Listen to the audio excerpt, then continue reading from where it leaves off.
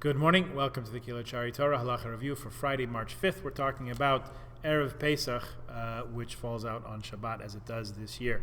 Now, you're eating your Shabbos meal. It's Shabbos morning. You came home from Shul. Hopefully, we'll have a minyan for that Shabbat Hagadol, Shabbos Hagadol, that great Shabbos, which is just immediately before Pesach, the day before Pesach, as it happens this year. So it's still early morning. Let's say it's 9:30, quarter to 10, something like that. And you wash, you make hamotzi, you eat some pita or a small challah roll. And what are you going to do with the crumbs from that? So we're going to have to do one or two things. We're going to have to either dispose of it. You can't burn things on Shabbos. You can't put them out in the garbage because the garbage that's in your garage or next to the side of your house is still in your domain, so you still own it until they come and take it, and they're not going to come take it till next week at some point. So you're still owning that chametz. So the one remedy that we have is to just flush it down the toilet. So if you've used some tissues or something very light like that, please don't use paper towels. Flushable wipes, I think, are even not a good idea. Paper kitchen napkins, serviettes, not a good idea. Either those will clog up the pipes. I believe tissues, like Kleenex, are the only ones that we can be safe with. So if you eat your challah roll over that, and then maybe crumple it up, wipe your hands, and then you can flush away any of the crumbs, get rid of the chametz that way.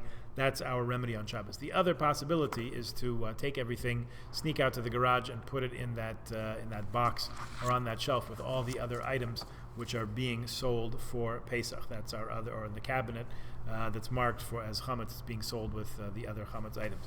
That is our other suggestion.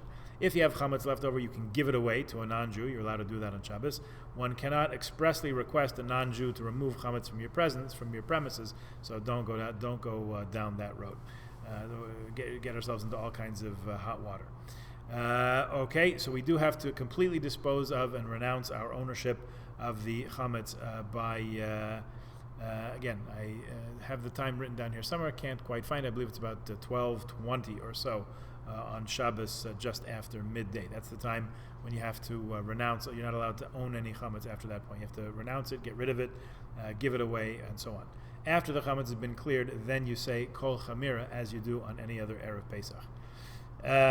Some authorities maintain that since matzah can't be eaten on Erev Pesach, matzah is muktzah on Shabbos. You're not allowed to touch it or move it.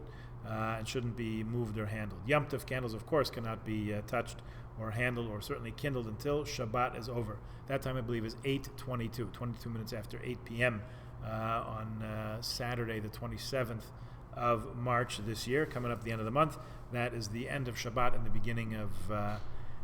beginning of Pesach. Okay, so the Rav Bleich has some interesting notes, comments, ha'aras, insights on other halachic issues that come up on Shabbos Erev Pesach. So we're not going to go into those here, but maybe we'll have occasion to do that at some point in the course of our learning leading up to Pesach. Now, let me just remind you that this afternoon, Erev Shabbos, candle lighting is 5:53 p.m. Were we to meet for a minyan, which we're not sure about quite yet, we'll certainly publicize that.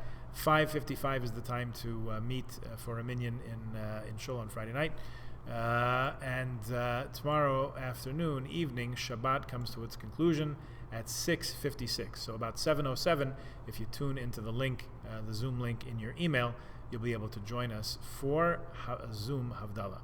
Look forward to seeing everyone there. Have a wonderful, restful Shabbos, and we'll be in touch afterwards.